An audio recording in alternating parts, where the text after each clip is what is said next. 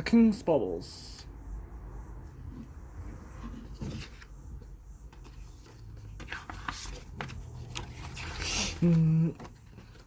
His Royal Highness, Mighty King Bill, sat in his bath on top of the hill, into a circle of such his blue, which round his breath stretched and grew.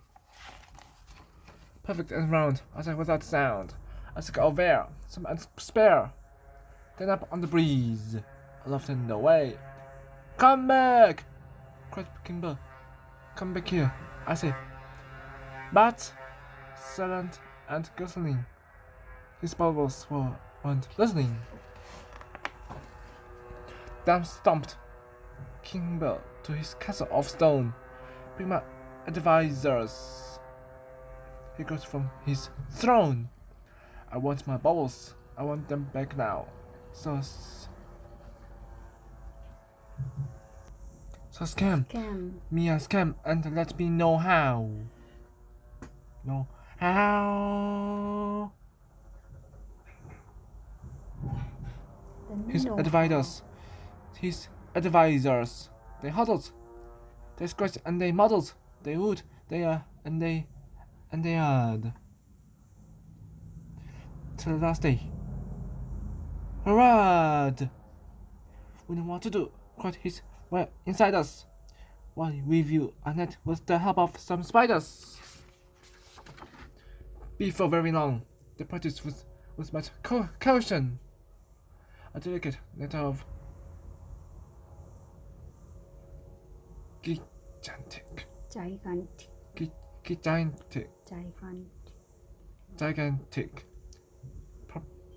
proportion. The cast down the tie. King Bill was enraptured, for when it came down, his bubbles were captured.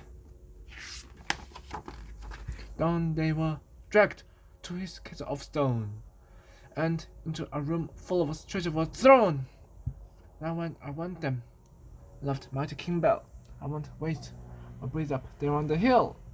And, rubbing his hands, King Bill went to bed. King Bill went to bed, with bubbles of treasure afloat in his head. The very next morning, he unlocked the door and bounded inside. But oh, what he saw! His bubbles were gone. Not a bubble was left over the oval of his bubbles. King Bill was bereft.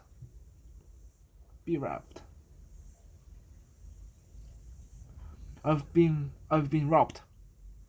Robbed! King Bill. I've been burglarized too. Burglarized too. Bring my advisors. They don't know what to do. His advisors, they quibbled, they argued, they scribbled, they used calculators for lessons and graders. They said, see that water, that's there on the floor. We think that your bubbles are bubbles no more. King Bill growled a growl from deep in his throat. Then get me some more and keep them afloat. They rose to his bidding, they pound it with care. They schemed to circulate tear in with the bubbles and the most treasured things. Why went 500 butterflies flapping their wings. And yet, the next day, when Bill went to play, the 500 butterflies all flew away, and their wonderful were many small puddles. All that was left of his beautiful bubbles. He heard at his people. He heard at his people. So young swine, I own this kingdom. All bubbles are mine.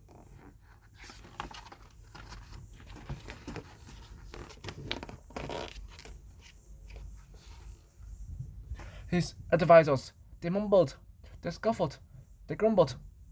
Bubbles, they thought, were hard to keep caught.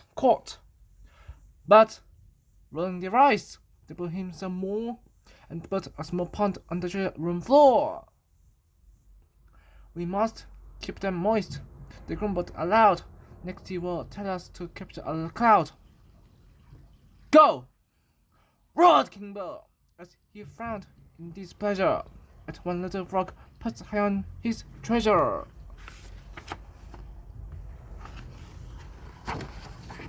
His temper was horrid, his mood was irate, his wise folk were starting to fear for their fate.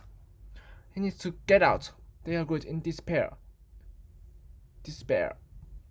We must get him back to the hill from somewhere. So they said he had kingdoms he needed to count, requiring a view from the top of the mount. Back on his hill, away upon hill, Grumpy King Bear sighed a very big sigh. Quite out of habit, he blew some more bubbles, and just for a moment forgot all his troubles. Happy and whole, a whisper of soul, a breeze, a knot, a blossoming dart.